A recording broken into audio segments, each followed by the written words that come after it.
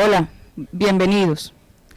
El Centro Cultural del Banco de la República, sucursal Barranquilla, reactiva a partir de hoy, 3 de junio de 2021, su oferta cultural en los exteriores del Teatro Amira de la Rosa, con el ciclo denominado El Centro de Barranquilla como Bien de Interés Cultural de la Nación.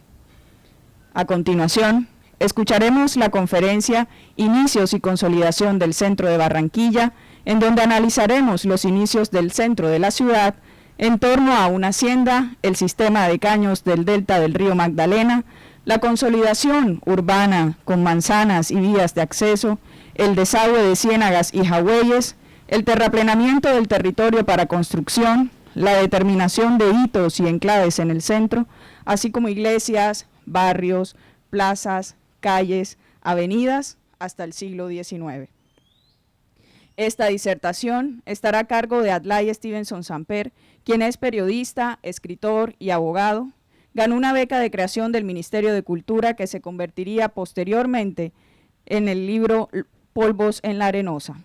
Otros libros suyos son Peñalosa en tono mayor, Pacho Galán, el rey del Merecumbé, Obregón en Barranquilla, Itinerario de la música en Barranquilla, que fue producto del Premio de Estímulos 2009 de la Secretaría de Cultura de Barranquilla, y es coautor de los libros Historia de Barranquilla, Barranquilla, Crónicas y Datos Esenciales, Sextetos Afrocolombianos, Cantadoras Colombianas de Bullerengue, Afrobarranquilla.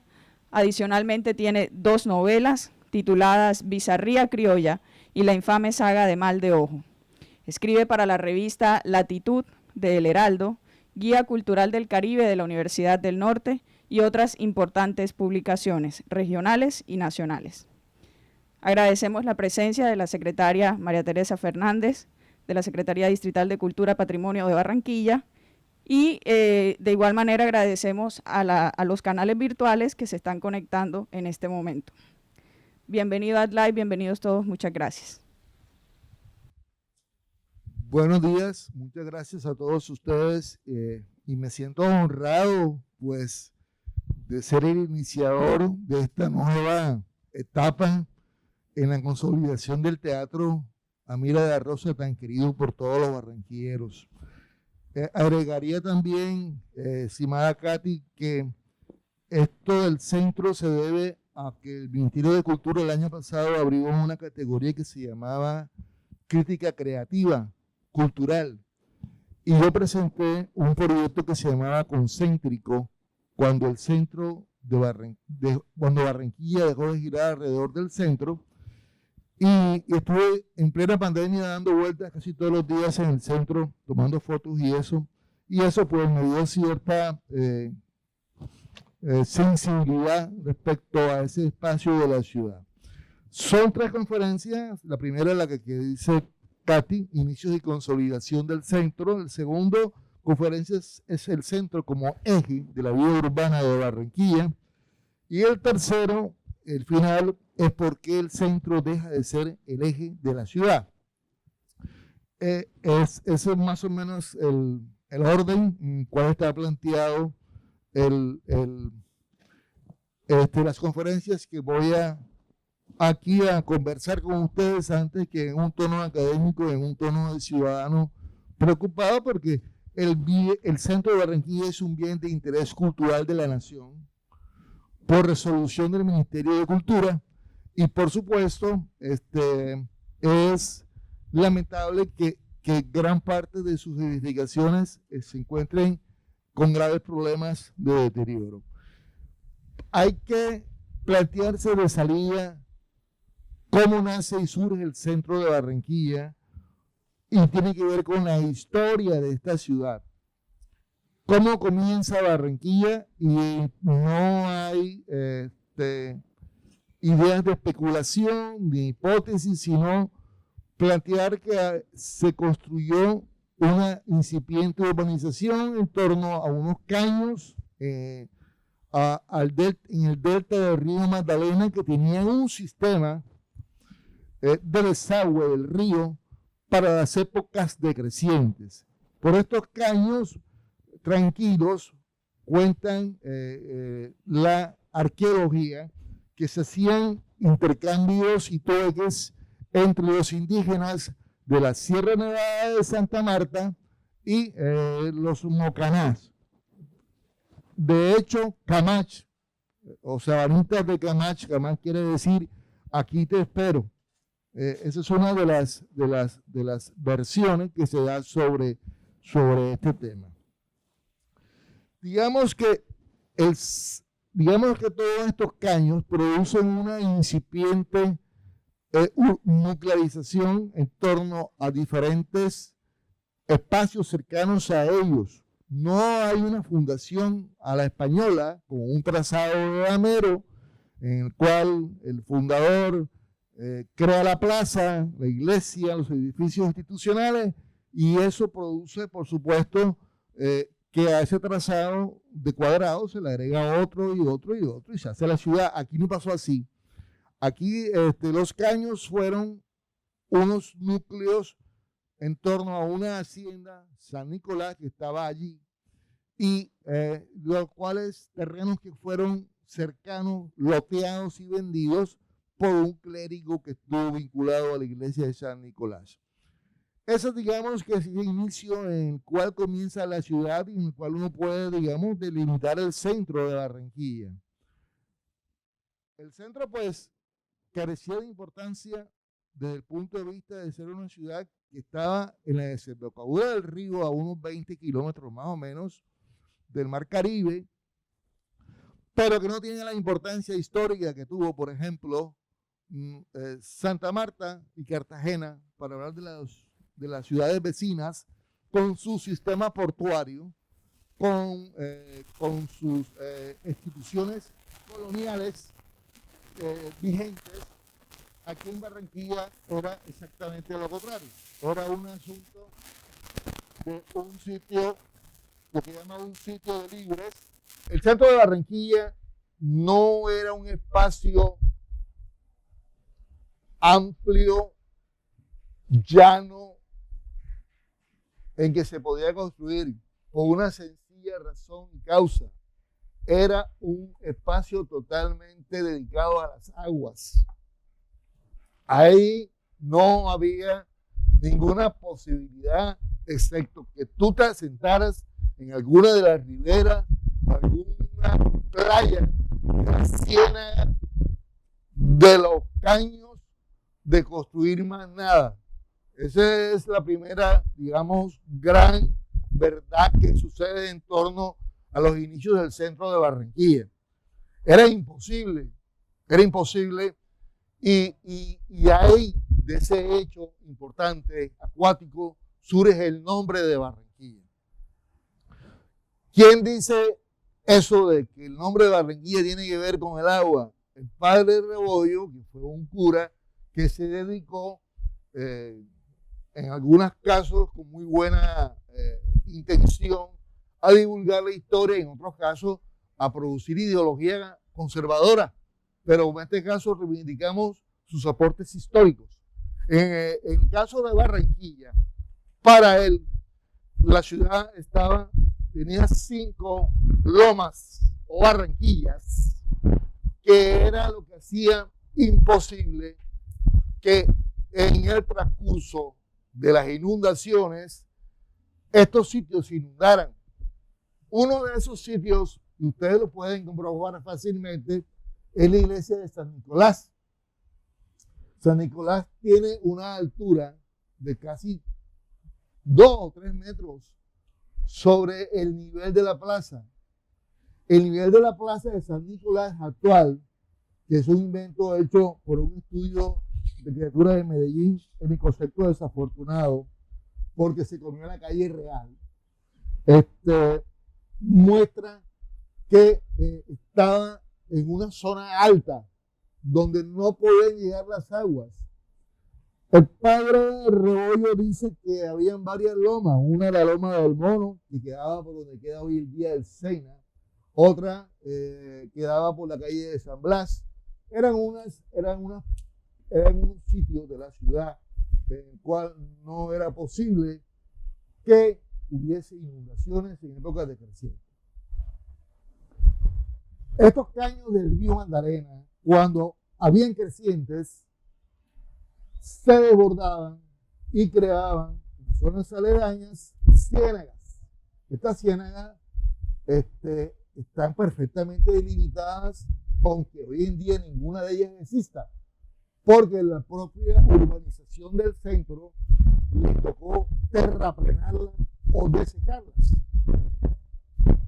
Una ciénaga importante fue la Caimanera, queda por donde queda la cervecería Águila, y esa ciénaga era una ciénaga en la cual llegaba casi hasta la calle Caldas. Todavía uno puede apreciar allí, debajo de la calle Caldas, en la 37, lo que era la Plaza de San Mateo o estación de buses de Sabana Larga, una hondonada, ¿cierto?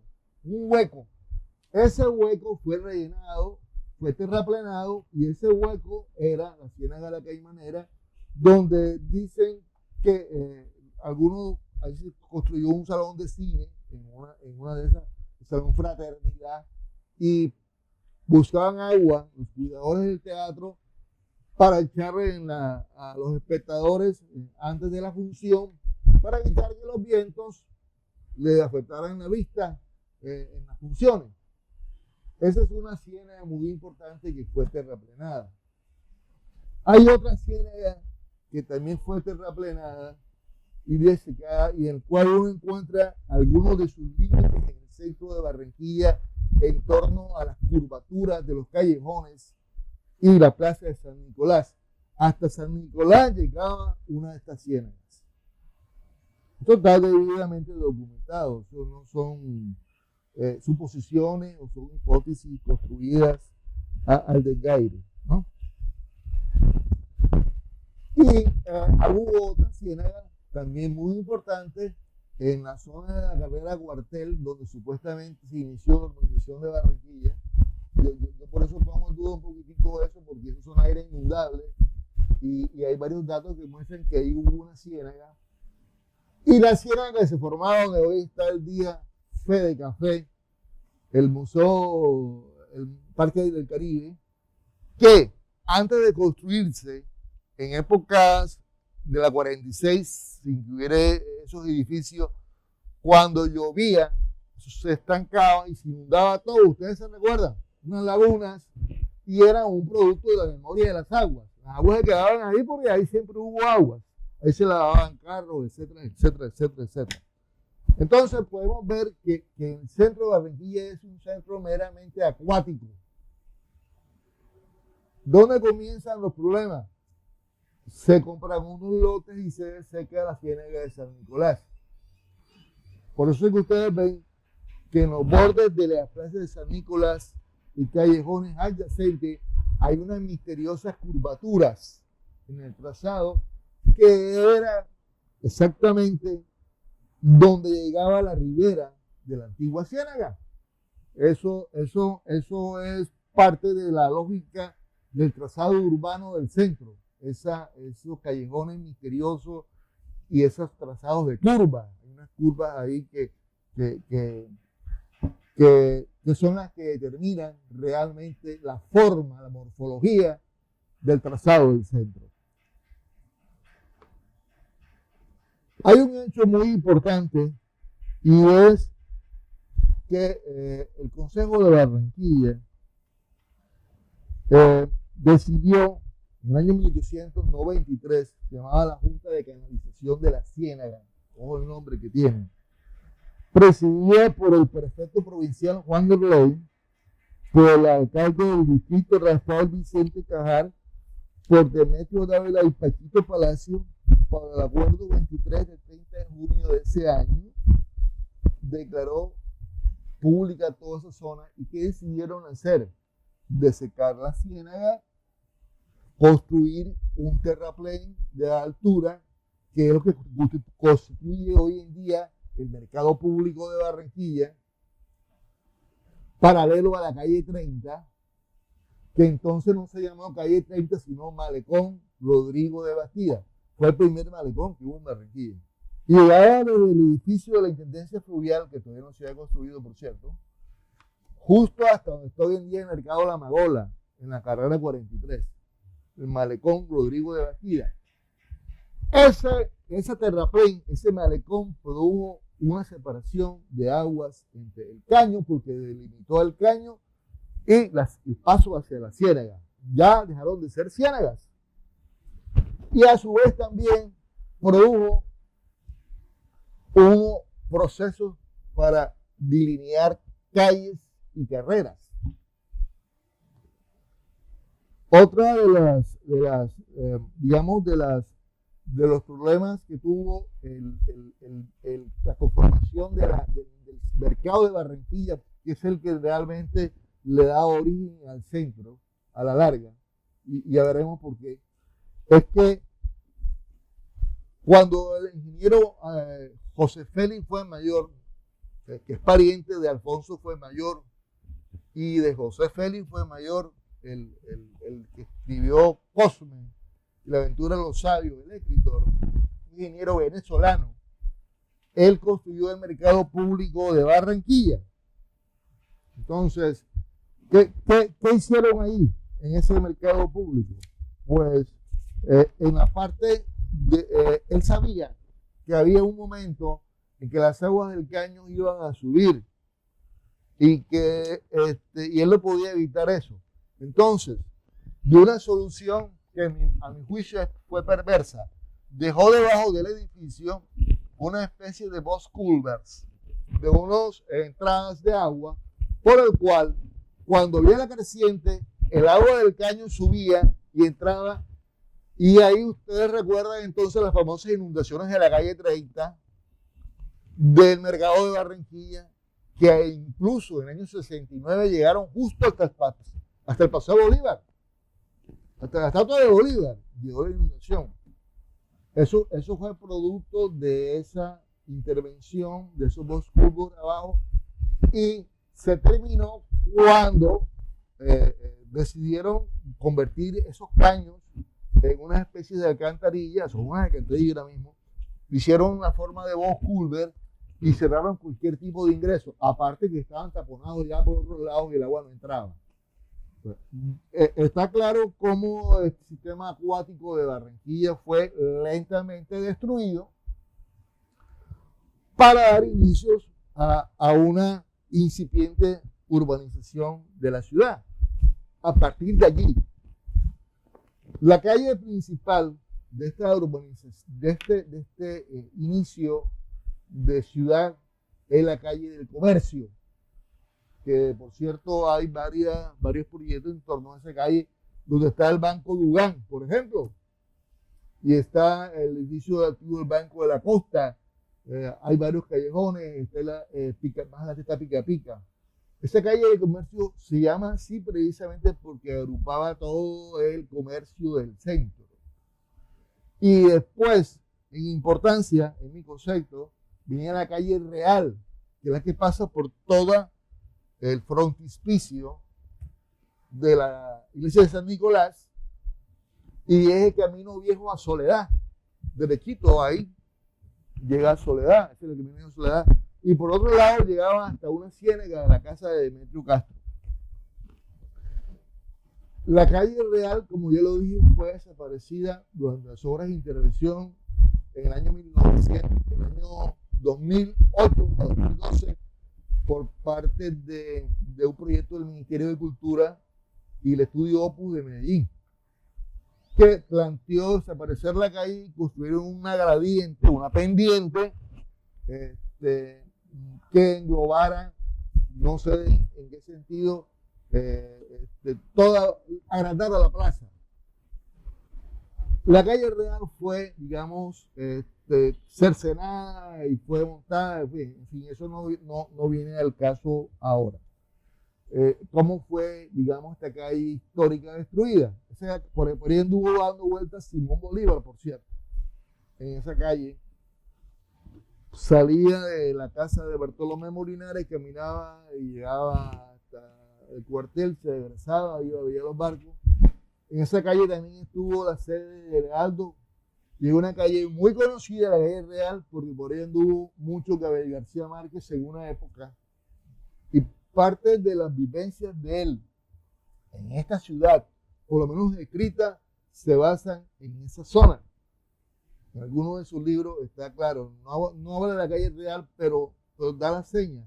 Esa misma calle real vivió él en el famoso edificio del Rascacielos, que hoy es un hotel, un edificio que era de prostitutas y después se convirtió ahora en un hotel basado en la fama del agua.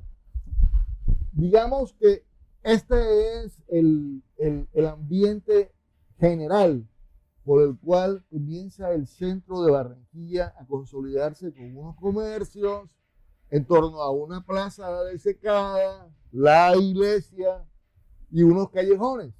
Esa era la Barranquilla de ese momento.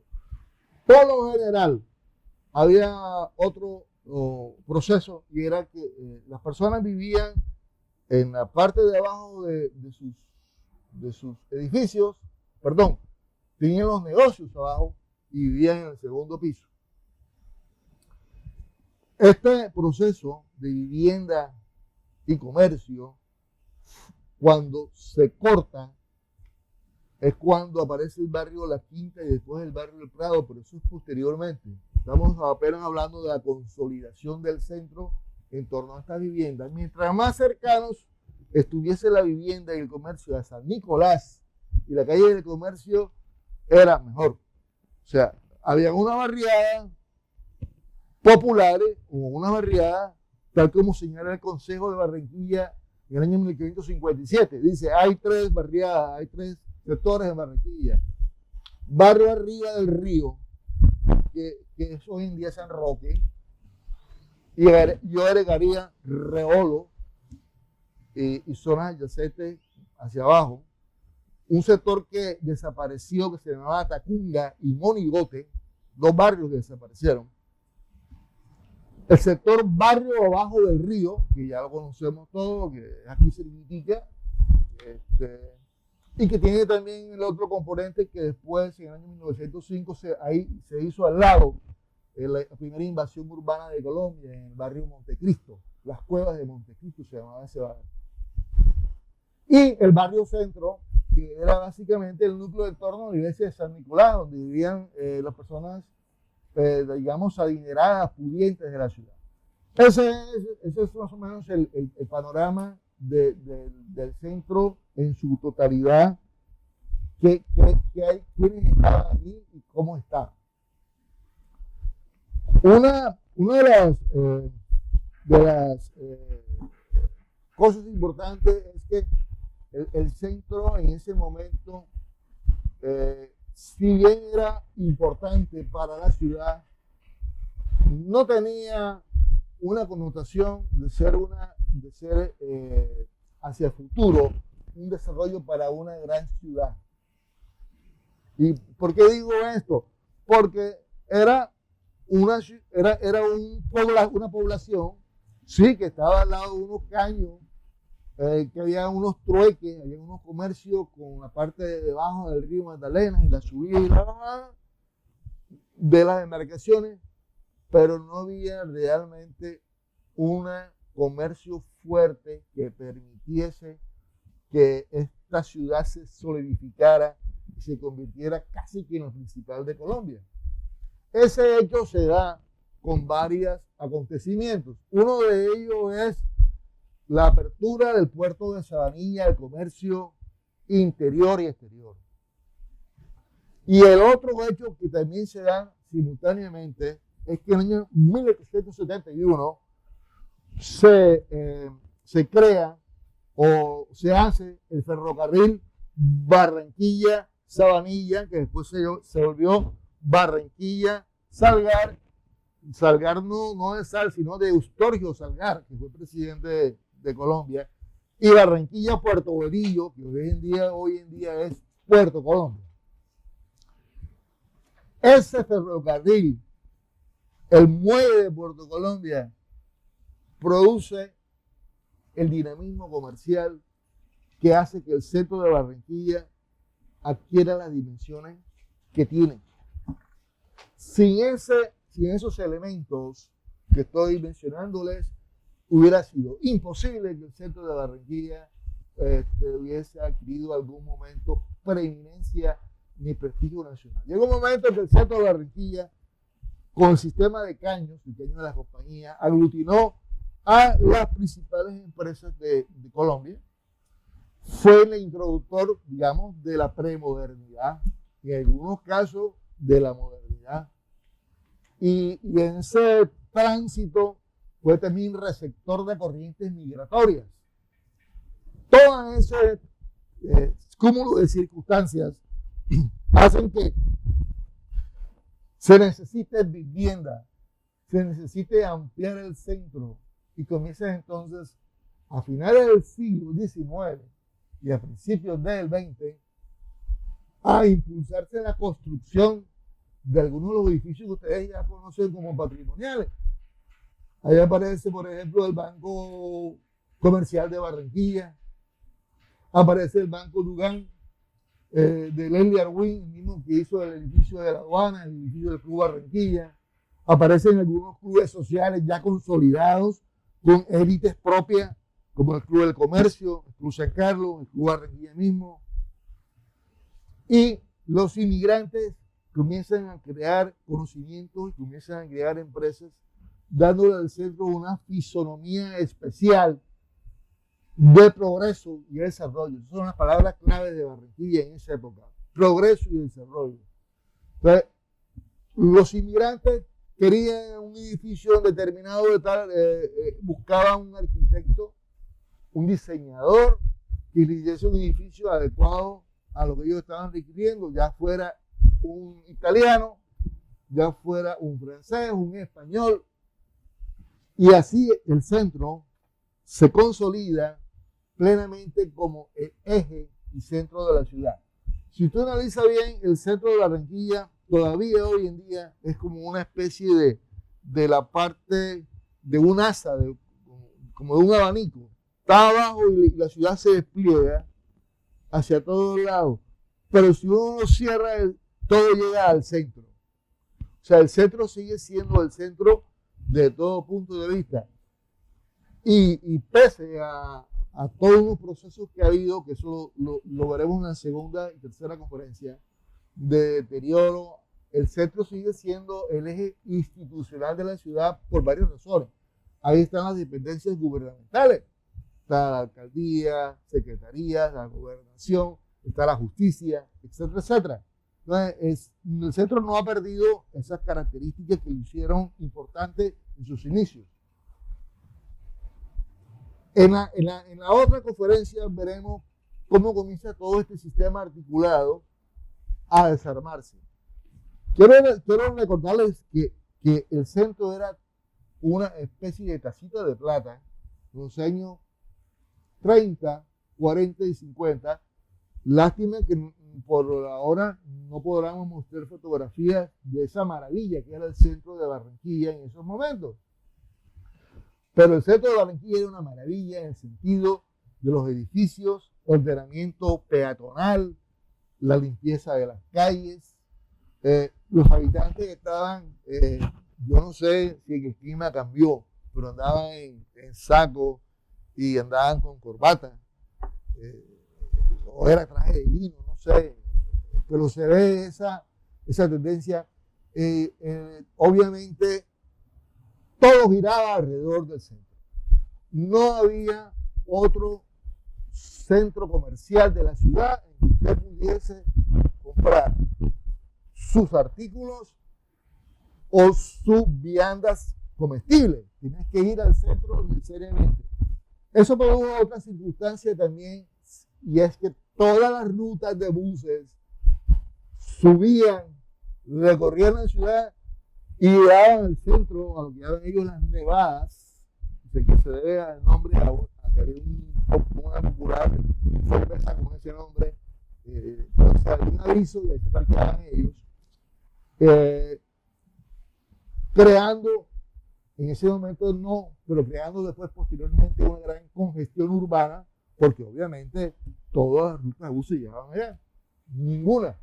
Las rutas intermunicipales todavía están en el centro y eso contribuye en cierta medida. Por ejemplo, hablando de la Cañonera, la plaza, ese espacio abierto que ustedes ven donde se parquean los buses de Sabana Larga, Galapa y Baranoa, cerca de la biblioteca departamental, que por cierto le comento, eso es un cementerio, ¿no? La biblioteca departamental, dice San José, y el parque fue un cementerio. Y esa plaza donde están los buses de Baranoa, Sabana Larga, era otro cementerio, judío, promovido por Abraham Senior. Desarmados por problemas de las epidemias, como hoy en día, colapsaron, y es donde aparece el cementerio universal mucho más arriba. Eso lo tengo porque estoy trabajando en un libro sobre los cementerios, entonces dice, estoy como fresquito en el tema. Esta plaza de San Mateo, que se llamó así, está congestionada porque no hay un terminal de buses intermunicipales. Igual que los de Puerto Colombia, que se parquean por el Paseo Bolívar, se parquean por el Museo de Arte Moderno en Construcción, ahí en esa vía, y eso produce congestiones y produce problemas, y indica que hay un problema que hay que solucionar en el centro. La otra es la estación de buses interdepartamentales que estaban todos en el centro. No sé si ustedes recuerdan que en el centro quedaba Copetrán, Brasilia, La Costeña. Cuando construyeron allá en la zona de Soledad, la línea de transporte interdepartamental, que en cierto estaban ubicadas, o debía haber otra, salieron esos buses de ahí, que eran inmensos. Entonces, el centro se congestionó hasta este momento con todos estos datos que les estoy dando por una serie de cúmulos de circunstancias de carácter dinámico de la política de la ciudad en los años 60, exactamente. Y tienen que ver con la decadencia portuaria de la ciudad. En la medida en que hubo un incremento de la urbanización de la ciudad por el nodo de transportes Sabanilla, Puerto Bolillo, Puerto Colombia, ferrocarril y estación Montoya, aduana y tendencia fluvial, que es donde demarcaban, ¿no? Todo eso se desmonta. Esa desmontada cruel comienza a producir sus resultados en el centro. O sea, comienza el centro a perder importancia comercial para los agentes y comisionistas, para los aduaneros y para mucha gente. Por ejemplo, donde hoy en día está el barrio Barlovento, que tiene un nombre marítimo, ese era casualmente el llamado Muelle Nacional. Ahí donde se apostaban las mercancías y pasajeros en los grandes buques que surcaban en Magdalena y que llegaban algunos incluso hasta Honda, Tolima. Entonces, de donde subían a Bogotá, o en Puerto Berrío, donde subían hasta Medellín, o en Gamarra, que subían hasta Ocaña y Cúcuta. Todo este sistema se desarmó y en cierto modo afectó al centro de Barranquilla, que comenzó gradualmente a perder importancia. Entonces, hago una especie de síntesis conclusoria, y es que el centro fue formado espontáneamente, sus terrenos fueron desecados, se construyeron una serie de obras públicas que le dieron fisonomía y topografía urbana, calles y carreras, que hubo un gran auge comercial producto de las circunstancias anotadas del nodo de transportes entre Puerto Colombia o Puerto Belillo, Puerto Cupino también, y Barranquilla, cuando existía el muelle, y que la construcción del actual puerto de Barranquilla en 1935 con la canalización de Bocas de Ceniza nunca resolvió nada. Ya en ese momento los índices mostraban que era muy probable que la ciudad estuviese perdiendo protagonismo frente al puerto de Buenaventura, porque aquí no se percataron que el canal de Panamá acercaba el Caribe al Pacífico y que Buenaventura estaba más cerca de Cali, Medellín y Bogotá que Barranquilla. De hecho, gran parte de la crisis que está ocurriendo hoy a nivel nacional se debe precisamente a esa importancia estratégica que tiene el puerto de Buenaventura y quién lo controle adentro y quién lo controla en los bloqueos en las carreteras.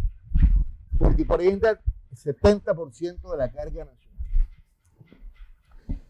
El centro de Barranquilla sigue funcionando bien en los 50 y esa es la panorámica que muestra, por ejemplo, García Márquez, Álvaro Cepeda Zamudio y muchísimas fotografías del tema.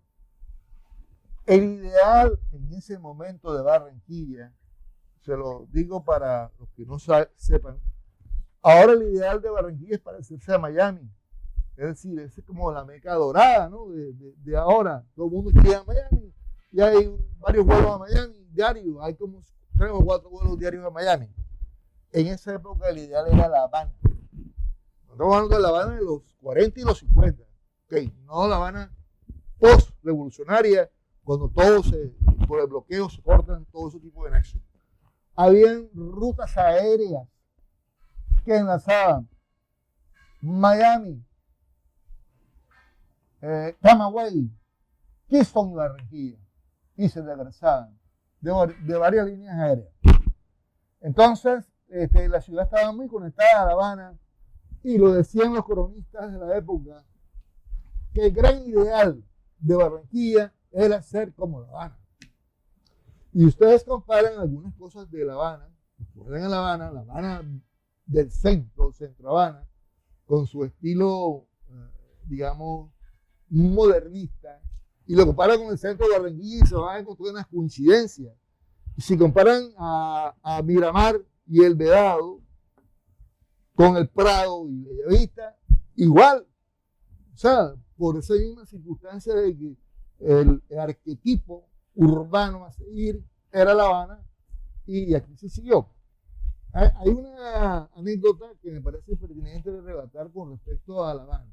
Aquí la revista Bohemia y Carteles eran las revistas claves de Cuba en esa época.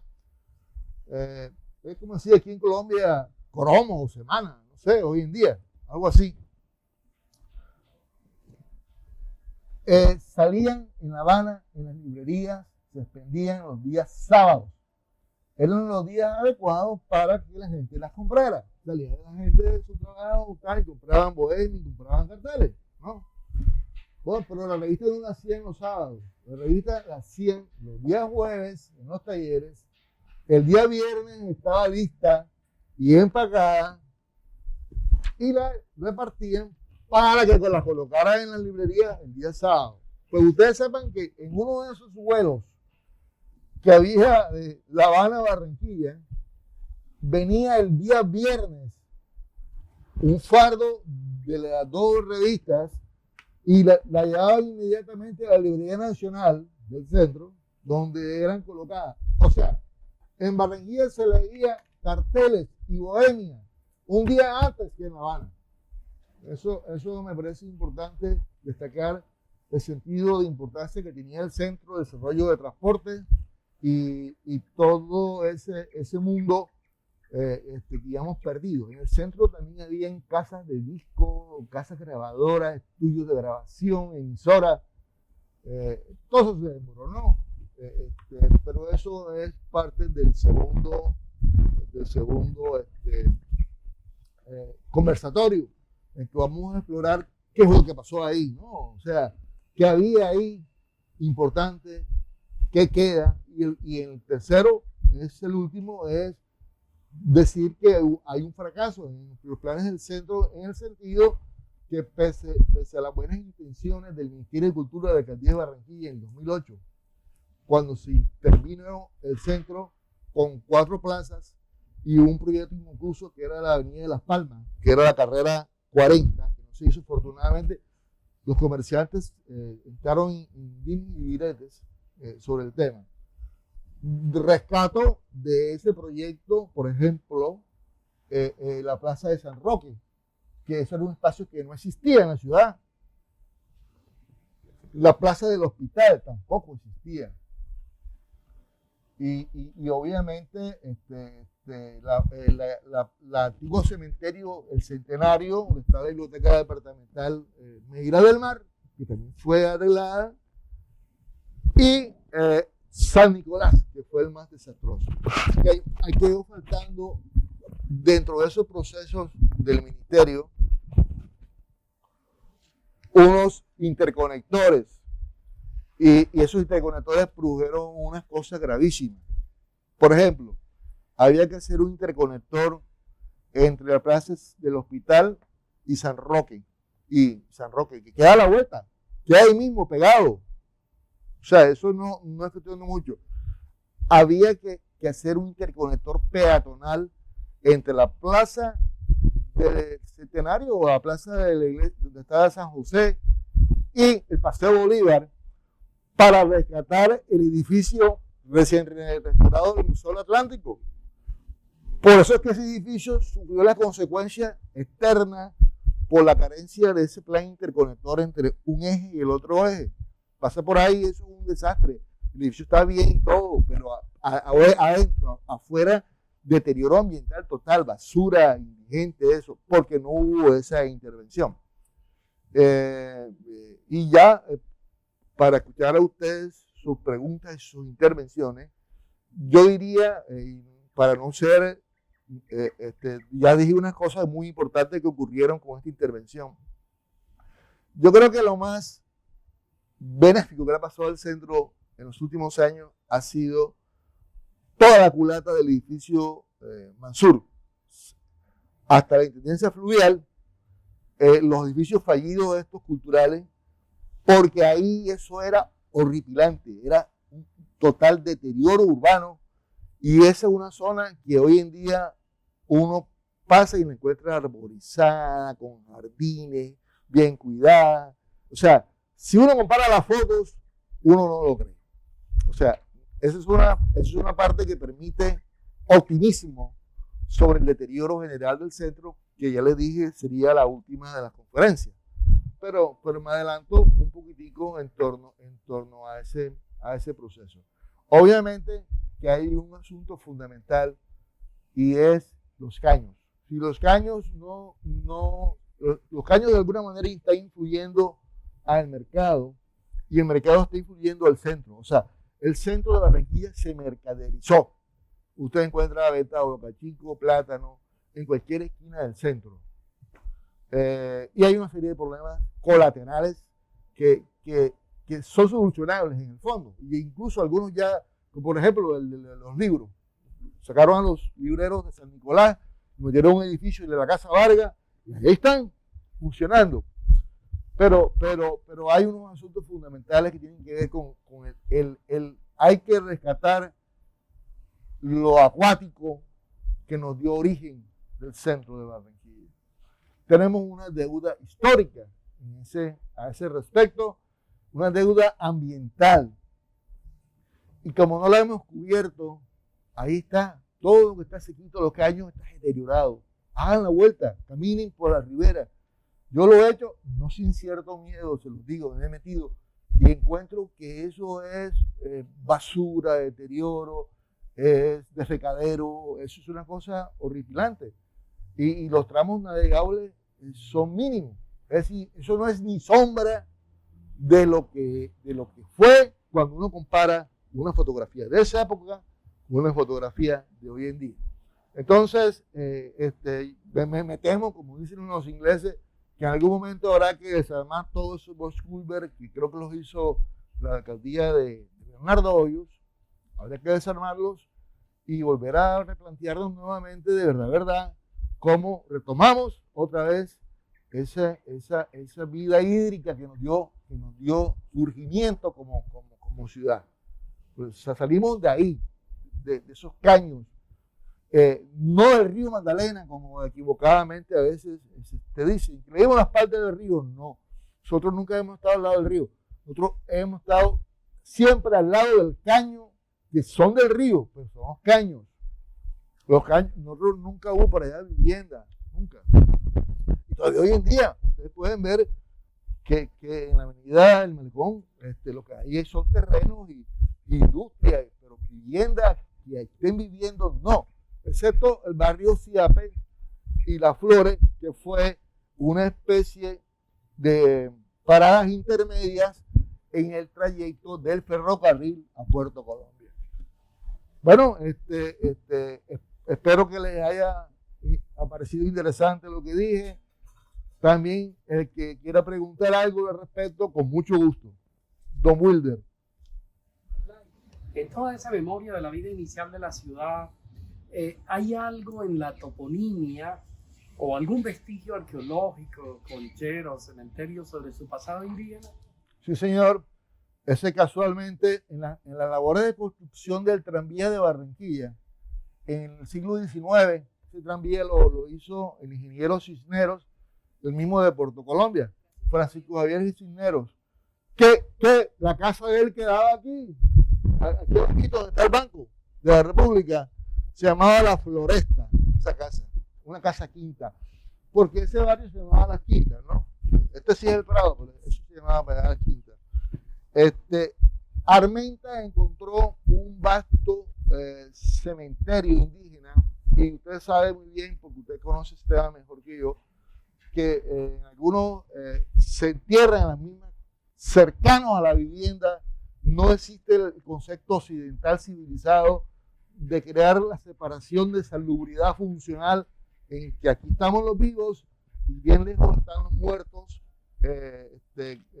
alejados, porque hubo una teoría, la teoría miasmática, que decía que las emanaciones de los muertos producían enfermedades. Esa cuestión cultural no ocurrió con los indígenas. La ciudad es un vasto cementerio indígena, que quiere decir que vivían indígenas acá, en los barrios El Tabor, Los Alpes, Lipaya. Lipaya es un nombre indígena, no es Mequejo, es Menchiquejo, que es el nombre de un cacique. Caujaral, Calancala, que es un cementerio comprado por Joaquín Pereira, nativo de su Riohacha natal, y que lo vendió al municipio de Barranquilla para ahí construirse un nuevo cementerio, dado el caso de que el Universal también estaba colapsando por otra epidemia, que aquí en Barranquilla hay varias epidemias. Eso se lo dejo a algún médico que haga la historia de las epidemias en Barranquilla, epidemia de viruela, de cólera, de gripe española, etcétera, etcétera. Sí, dígame. Hay algo que a mí siempre me ha llamado la atención y es, saber cuál fue como la razón para que el centro, que la gente que vivía en el centro y trabajaba en el centro se fuera para otros barrios cuando ningún barrio pudo igualar la belleza arquitectónica que hay ahí. Y bueno, ya conocemos la historia de abandono, pero ¿qué fue lo que produjo ese éxodo de esa gente para irse a otros barrios? Esa es parte de la segunda conferencia, pero yo te la voy a adelantar para responderte, porque me parece importante. Hubo un momento en que la élite de Barranquilla adquirió bastantes recursos provenientes del comercio. Los barranqueros nos especializamos muchísimo en las agencias comisionistas de las mercancías que traían los buques y que se transportaban. Aquí habían bodegas y habían comisionistas y agentes y ese intercambio produjo una élite comercial que también ingresó fábricas, tecnología, comercio. Por lo menos los judíos introdujeron el sistema de comercio a crédito, que eso no se conocía aquí muy bien. Y la gente pues pagaba, te daban el corte o lo que fuera y pagaban semanalmente. Hubo una incipiente élite comercial que tenía suficientes recursos y ya el centro de Barranquilla con su tráfago le producía problemas de hábitat. La primera solución de ellos, o se las dieron, fue hacer un barrio en las afueras del centro, subiendo del centro, que se llama Las Quintas. Ese barrio hoy desapareció. Es este barrio, aquí abajito.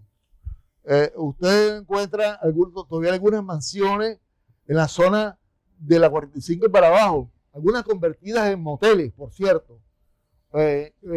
Encuentras alrededor de la catedral, todavía hay algunos. El de María Auxiliadora es una. O sea, ese es el primer intento de mudarse, porque las quintas implicaban patios con árboles frutales, no había comercio, habían, ¿cómo se llama? Unas importantes terrazas, pero el que cambia el paradigma total de todo ese proceso y obliga a una emigración total del centro es el barrio El Prado. Porque el barrio El Prado presenta una perspectiva urbanística de avenidas grandes, arborización, prohibiciones expresas en unos códigos precisos en el cual no podía haber comercio. El cine Apolo, aquí que se llama Torres del Prado, ¿no? Él no estaba dentro del barrio del Prado, estaba en los límites que fijó la legislación. O sea, él era para el barrio del Prado, pero estaba teóricamente hablando más bien del lado del barrio bajo. ¿Sí me explico? El edificio de Bellas Artes originalmente fue planteado como hospital y por la misma circunstancia no se dejó funcionar y después se le dio un uso de edificio de exposición nacional y después se convirtió en una escuela de la universidad en el ramo artístico. Todo ese proceso produjo una migración lenta. Los que tenían, entonces comenzaron a rivalizar en mansiones. Es decir, las mansiones del Prado son imitación. ¿Qué quiero decir? Que alguien veía una revista, una mansión, llamaba un alarife, había pocos arquitectos, le decía, hágame el favor y me la hace igualita, doctor, señor maestro de obra. Por supuesto que hubo arquitectos, pero muy pocos. Lo que ahí hubo fueron alarifes. Y hubo casas que son iguales, idénticas, como el caso de La Perla, que era la casa de Charles Chaplin en la Riviera Francesa. Entonces, toda esa gente decidió mudarse porque acá tenían amplitud, tenían tranquilidad, tenían espacios libres. Obviamente soplaban más las brisas porque esto aquí no estaba, ¿cómo se llama?, taponado, y llegaban las brisas del río fuertemente y había una temperatura mucho más amable. Hubo un proyecto antes del Prado, en 1905, el barrio de Delicias, pero quedaba demasiado alejado de la ciudad. Eso era de los Salcedo Cotes. Quedaba muy lejos de la ciudad. O sea, tenían que ir por un carreteable donde está el tanque de Delicias hoy en día. Y decían ellos en la propaganda que garantizaban un clima de 5 grados más o menos que el resto de la ciudad. Y yo les creo porque eso está como unos 200 metros más o menos de altura. Y como está en la cresta de una loma, los vientos alisios pues refrescaban permanentemente el sector. Por eso se mudan del centro, para huir del estropicio, del tráfico y dejarlo nada más en la función comercial. Yo vivo por allá y mi negocio queda por acá. Más o menos esa era la lógica de ese momento. También hay cuando Carl Parry vive aquí en Barranquilla, por hermano Parry, hay unas cartas que le enviaba a la esposa de él. Él estaba en Urabá y estaba construyendo en Antioquia, donde ella se quejaba de que en el barrio del centro había muchos mosquitos, de insalubridad, no había unas calles adecuadas. Entonces, él ahí donde piensa en la posibilidad de fundar el barrio. Obviamente que el barrio del Prado era un barrio salubre. Es que la salubridad no es cuento. O sea, ahí no había mosquitos, porque inclusive habían ya gente que desinfectaba, y habían jardineros, y habían gente que cuidaba los árboles, y la casa tenía una contextura de diseño que no permitía en algunos casos que entraran mosquitos porque tenían dispositivos especiales para eso. O sea, era un mejoramiento de las condiciones de vida para una burguesía en ascenso, tal que Barranquilla en ese momento era casi la segunda ciudad de Colombia. O sea, si tú comparabas a Barranquilla con Medellín y Cali, incluso con Bogotá, que era provinciana, Barranquilla se veía demasiado moderna para ese momento. O sea, era una ciudad demasiado moderna para un país que estaba en otro tipo de mentalidad. Todo ese cúmulo de inmigrantes, de comercio, produjo ese tipo de situaciones. Quiero también agregar de que, apoyo de Wilder, de que a Barranquilla llegaron muchísimos inmigrantes de La Guajira. Los Dugán eran de La Guajira, por ejemplo, los Abellos de Santa Marta y gente de Cartagena. Porque, obviamente, la ciudad daba más posibilidades comerciales que sus ciudades de origen. Esa es una explicación sobre las migraciones dentro de la costa caribe hacia Barranquilla. El que preguntaba por allá un muchacho, Pastor Villalón. Gracias, Lai. No, quisiera unas palabras respecto al cambio de eje de la llamada Cruz Vieja, carrera 44, cuartel sería, ¿no? Y entonces hacia San Nicolás y el abandono a nivel religioso del primer patrono San José a San Nicolás de Tolentino. O sea, ¿qué pasó allí? Quisiera escuchar algunas. La iglesia de la Cruz Vieja era incipiente, absolutamente. Era una iglesita. Yo creo que le dan un nombre demasiado pretencioso a esa iglesia de la Cruz Vieja. Aparte que quedaba en una zona que era muy proclive, y todavía lo es, a las inundaciones. La llegada a San Nicolás, si ustedes se dan cuenta, San Nicolás está elevada, pero San Nicolás tampoco era una gran iglesia. Yo le puedo comentar que yo tengo un libro que hice con Enrique Gidi, Gácares, que no ha salido, en el cual ahí todos los datos muestran que San Nicolás era una iglesia absolutamente pobretona, muy mala, que se estaba cayendo, no tenía feligresía. ¿Y por qué pasaba eso? Porque gran parte de la inmigración en Barranquilla eran luteranos, protestantes y judíos que no les interesaba la fe católica. Entonces, esa iglesia no tenía feligresía. Ese es el paso de la Cruz Vieja a San Nicolás. Y es el caso también del famoso cisma de Barranquilla, un poquitico desbocado, en el cual decían que San Nicolás era un santo conservador y San Roque, que por cierto lo hicieron para alejar una peste también que hubo en Barranquilla. Seguimos hablando de pestes. La iglesia de San Roque y San Roque nacen como agradecimiento a que San Roque alejó, que es el patrono que arrea la peste, San Roque de Montpellier, que la hacen y dicen que es un vecindario liberal y entran en conflicto con el San Nicolás, que dicen que es un santo conservador. Una locura totalmente darle filiación política a los santos de la Iglesia Católica, ¿no? Pero eso produjo un problema tan fuerte que la iglesia de San Nicolás quedó suscrita a la diócesis de Cartagena, donde pertenecía a Barranquilla, y San Roque se la dieron a Santa Marta para evitar problemas y que tú te quedas con tu parte y medio con mi parte. Más o menos eso es eso. Y la iglesia del Rosario, la tercera iglesia, obedece al padre Carlos Valiente, la Sociedad Masónica Hermanos de la Caridad, que deciden construirla junto con el Cementerio Universal y el Hospital de Barranquilla, cuando ven que en la ciudad hay unas carencias urbanas inmediatas que hay que solucionar. Yo tengo una pregunta, que es cuando tú mencionaste lo de que pues Barranquilla tenía el objetivo de ser como La Habana, el centro de La Habana. Pues entonces yo tengo la pregunta, ahora que pues quieren ser como Miami, pues tú, ¿qué crees cuál va a ser el próximo objetivo y cómo quedará Barranquilla con diferentes objetivos que ha tenido?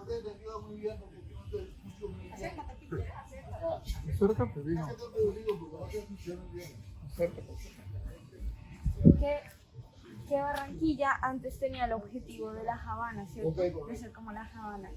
Ahora tiene el objetivo de ser como Miami. Entonces, pues te quería preguntar dos cosas. La primera, ¿cómo será, pues, cuál será el próximo objetivo qué camino, a qué camino va y cómo va a quedar Barranquilla con tantos objetivos. Sí, no. Yo pienso de que en Barranquilla se ha alejado un poquitico de la cosa mayamiense, que consistía en sembrar palmeras. Y yo creo que lentamente la ciudad ha ido encontrando un rumbo, aunque no está muy claro todavía, pero un rumbo de una identidad propia. Aquí lo basamos mucho en el carnaval, pero creo que la ciudad está buscando una identidad, una fisonomía que sea particular de la ciudad y que no sea producto de una imitación de otra ciudad. Eso creo que es positivo en Barranquilla. Otra cosa es que todas las ciudades se parecen los sectores altos, se parecen con los edificios, todos los sectores pobres se parecen en la parte, sectores medios también. O sea, ¿qué es lo que hace una ciudad diferente de la otra? La respuesta es su gente, su capacidad humana, su ideología, su cosmogonía, su modo de ver la ciudad. No lo mismo, perdonen que coja a Don Wilder, pero como que es un investigador que sabe todo el tema, la mentalidad del riachero con respecto a las Antillas, ¿cierto? Que están ahí pegados mirando a Aruba, a toda esa cosa, que los barranquilleros que tenemos otra perspectiva, Salamanca, el río y tal. ¿Sí me entiende? Eso implica unos cambios que debemos encontrar tarde o temprano. Bueno, ¿te gustó? Bueno.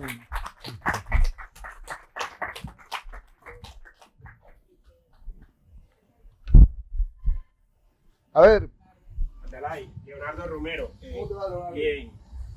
Ese comentario que hiciste al final sobre el papel que jugó los Hermanos de la Caridad, ¿tú crees que pudo haber sido estos tres proyectos, el hospital, la iglesia y el cementerio, también elementos que permitieron la expansión del centro? Fueron más. Sí, fueron más. Yo me limité a lo realizable e identificable, porque hay una tensión entre masonería y iglesia católica muy fuerte, ¿no es cierto? Entonces, en Barranquilla parece que eso no pasó. Parece que hubo un momento en que la masonería y la iglesia actuaron en consonancia. Ve, el espíritu urbano, vamos a hacer una cosa que necesitamos ustedes y nosotros. Entonces, Carlos Valiente, que fue cura, estuvo en San Nicolás, el hombre que recolectaba las dineros para la iglesia era Eusebio de la Hoz, masón que vivía enfrente de la iglesia, presidente de la Hermanos de Caridad y fundador. Fíjate tú, qué curiosidad. Y Carlos Valiente fue también presidente de la Hermanos de Caridad masónica. Carlos Valiente también estuvo en la construcción del cementerio de Calancala. Estuvieron también en la construcción del asilo de San Antonio. Y en la traída a Barranquilla de varias comunidades. Ya te hablo ya de la iglesia católica. La iglesia de Chiquinquirá, la iglesia de Boston, el colegio San José, tal como lo conocemos, el del centro, que está ahora mismo, y la iglesia de San José, los capuchinos y los agustinos que estaban en San Miguel del Rosario, que lo acaban de cerrar en estos días, casualmente. El edificio de San Miguel del Rosario, que remodeló Gustavo Bell cuando fue gobernador, ese edificio lo diseñó Valiente, que era arquitecto. Entonces ese es otro flanco de investigaciones que no está muy claro y que yo estoy tratando de ajustarlo con el de los cementerios. En caso mío particular en ese tema específico. Y las relaciones de la masonería y los retos urbanos. Porque resulta que muchos personajes de la ciudad, de las élites, eran masones. Ernesto Cortizo, por decirte algo, que era dueño de Escacta, bueno, era uno de los dueños de Escacta y de la cervecería de Barranquilla, era masón. Y así, ¿no? Entonces, ese tipo de flancos de investigación sobre la construcción de la ciudad se han desdeñado, porque en otras cosas los masones son medio herméticos, bueno, familia es masónica y yo he tenido la posibilidad y la confianza de indagar digamos, con cierta calma, pero ellos no sueltan prenda, ¿no? E igual los católicos tampoco, porque ellos, muchas cosas que tienen ellos son regaladas, son cedidas, y ellos las han vendido, por ejemplo. Ellos tienen terrenos que se los cedieron para ciertas cosas nada más y lo vendieron. Ahí hay mucho misterio en torno a eso, pero sin ninguna duda la Sociedad Hermanos de la Caridad fue fundamental del año 1969 en la construcción de una ciudad. El actual hospital de Barranquilla, el más grande, es un invento de ese combo de esa época. Por supuesto que ha ido creciendo, ahora lo están remodelando, lo están haciendo en una sala, pero digo que el núcleo esencial sale de ahí, sale de esos proyectos. La Iglesia del Rosario también. Entonces, eso es un modo de construir ciudadanía, ¿no? No solamente fue Parris. Esa fue una tesis de un libro que me encargó la Universidad del Norte hace años, se llama El legado del padre Carlos Valiente, no sé si ustedes lo conocen, en el cual yo planteaba que el padre Carlos Valiente es un constructor de ciudades, un tipo, un visionario. Mira, Valiente hizo las iglesias que consiguió, una en Chiquinquirá, otra en Boston. Prácticamente Valiente delimitó la línea de Transmetro. O sea, si tú la dices bien, Valiente se ubicó donde después los analistas que hicieron la construcción de por dónde iba el sistema, determinaron, ya Valiente lo sabía. Estamos hablando de un tipo que murió en el año 1937, Carlos Valiente Tinoco, de Cartagena. Tuvo de paro con el Carmen de Bolívar y en Corozal.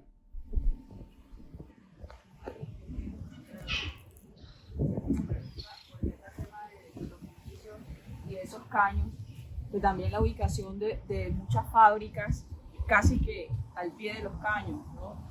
Lo de Telares Obregón, la misma Bavaria. Me gustaría que habláramos brevemente de esas fábricas que también, inclusive empujadas con la inyección económica de todos estos migrantes sirio-libaneses, palestinos que llegaron y se instalaron en la ciudad y que marcaron estos hitos mediante sus fábricas en el centro. Okay.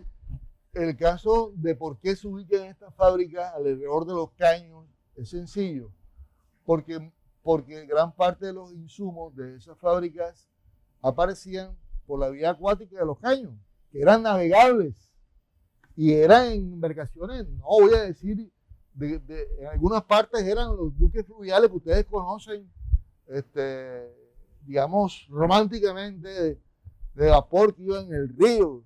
Y en otras partes eran lo que llamaban los bongoes y lanchas mucho más grandes.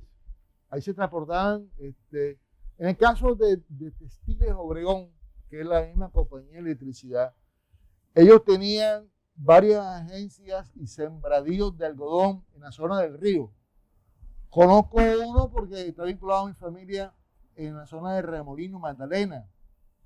Ellos tuvieron ahí una desmotadora de algodón y sembraron algodón. Bajaban el algodón por el río y la fábrica quedaba a orillas del caño, o sea que era muy fácil transportar. Sí, era una ventaja comparativa. Algunas fábricas, otras, necesitaban del agua para la producción de tejas, baldosa, etcétera. Y otras usaban anilina y esas cosas y necesitaban el agua y botarla ahí, porque nadie en ese momento tenía ningún control sobre los procesos de ecología acuática, si el agua era contaminada o no. O sea, el agua se echaba tratada allí. Entonces, los caños fueron deteriorándose de esa manera. Hay una fábrica famosa que yo creo que la desmontaron al lado del Rincón Latino, que es de los Miski. De los Miski y Liski, de famosos banqueros estos, que se llamaba Timbre Búfalo. Trabajan con químicos y taninos, y esos químicos y taninos queda un excedente en el proceso de fabricación, ¿no? Que se echaba ahí. Y en ese momento nadie le paraba bola. Después, cuando comenzó a urbanizarse, la cosa la pararon, ¿no? Ya eso no existe, esa fábrica. Pero igual cervecería de Barranquilla y Bolívar está por donde tú la mires, cercada por los caños, por el lado de atrás, por el lado de adelante, por un lado por acá. Entonces, Triples Pisano, que cerró la planta hace unos años, también necesitaba agua. Esa era la lógica. La lógica en la vía 40 de hacer fábrica era porque quedaba en una zona en que quedaba fácil el acceso portuario, ¿no? Supuestamente. Yo nunca entendí por qué, porque no había puerto. Ahora sí hay, pero en esa época no había puerto. El único puerto que había era el que conocemos ahí pegado al puente Laureano Gómez o el Pumarejo. No, ahí, el puerto original se llamaba Laureano Gómez, el Pumarejo hoy se llama Pumarejo. Entonces, al lado hay que haber el terminal que cuando lo hicieron en el 35, hicieron en el 36 los muelles, ya eso estaba obsoleto comparado con Buenaventura, reitero. Ya ese proyecto estaba medio tambaleando. Y desde ese momento hasta hoy en día, ustedes saben lo que pasa todos los años, 3 y 4 veces, que el comité portuario, que no sé qué, que se cerró el canal, que la economía de Barranquilla, porque pasa eso. El puerto dejó de ser competitivo. Bueno, a mí me llamó mucho la atención esta conferencia, muchas gracias por ello. La parte ambiental, pues no creo que hayamos aprendido mucho, porque cuando uno camina por el malecón y uno camina a la altura de las fábricas, ahí el olor es bastante peculiar, o sea que muy probablemente haya desechos por ahí. Bueno, pero esa no era la pregunta. Ustedes los historiadores siempre hablan del auge de Barranquilla. Uno ve fotos viejas de Barranquilla y es fascinante ver como Nueva York, o sea, uno ve esa arquitectura impresionante, todo organizado. Y yo quería saber si hay alguna relación de la decadencia económica de Barranquilla después de la Segunda Guerra Mundial, cuando todos estos italianos, los alemanes fueron despojados y después tienen que irse porque, bueno, también está el tema de Scarpa, que lo veían como una gran amenaza. ¿Cómo se podría conectar esa historia de la decadencia económica con el centro? O sea, y esos inmigrantes que tuvieron que prácticamente irse y eran los que jalonaban mucho esa economía en ascenso que tenían. Sí, estamos de acuerdo que la Segunda Guerra Mundial produjo un cruce, o sea, una línea, porque los países que estaban en contra de los aliados estaban Italia, Japón y Alemania, ¿no? Y aquí teníamos italianos y alemanes en Barranquilla en cantidades. Entonces, hubo una serie de normativas que se implementaron, entre otras cosas, para despojarlos a ellos de sus pertenencias. Ese problema dio como resultado a la larga que lentamente se fuera dándole, eso se llama testaferrato. Se le daban papeles a alguien en una venta ficticia o un regalo, y de esa manera cuando terminaba la guerra no lo devolvían. Pues en algunos casos o se lo daban a los parientes femeninos o a parientes de la familia colombianos para que los administraran. En el caso, por ejemplo, ese es el caso de los Mancini. Pero en el caso de los alemanes, casi todos salieron más librados de esa situación. Y prueba de ello es que desapareció la colonia alemana de la ciudad, prácticamente. Sí, tú ves los apellidos alemanes que están allí, pero desapareció. Es decir, el club alemán Igual que pasó con el Club Árabe. Ahora mismo acaba de pasar porque decidieron que el verdadero club era el Country Club. No, ¿para qué agruparse en un club de ancestros de coterráneos? No tiene sentido. El alemán, por su estación de materia, se acabó. Se acabó también el italiano y se acabó el español. O sea, por esas circunstancias puedes ver que ahí hubo unos momentos de quiebre económico que se reflejaron dentro de las colonias. Dejaron de tener cohesión social, se disgregaron y en algunos casos decidieron emigrar de Barranquilla. Por ejemplo, una parte de la colonia judía de Barranquilla emigró. Vive fuera de Barranquilla. Los italianos se quedaron. El compañero acá, Martínez Pusini, ¿cierto? Hubo un cruce, ¿no? Con barranquilleros, con nativos. Pero, en general, ese fue el proceso general que sucedió en la ciudad. Bueno, ha sido un... Hay mucho alemán que se fue y no regresaron después de la Segunda Guerra. Y otros que regresaron, ya aquellos que han dejado como testaferros, no les quisieron devolver. Así es, se perdieron hacha, calabaza y miel. Bueno, los espero entonces el próximo jueves. Vamos a meternos en cuento de por qué el centro se convirtió en el eje de esta ciudad. O sea, vamos a revisar los edificios, la actividad que había en el centro, las personas que estaban allí. Vamos a mencionar algunos escritores que hablaban del centro. Cómo era la visión de los periodistas del centro de Barranquilla. Eso será la próxima sección. Y la última, que es la más triste, es porque el centro dejó de ser el eje de Barranquilla. Muchas gracias por su asistencia.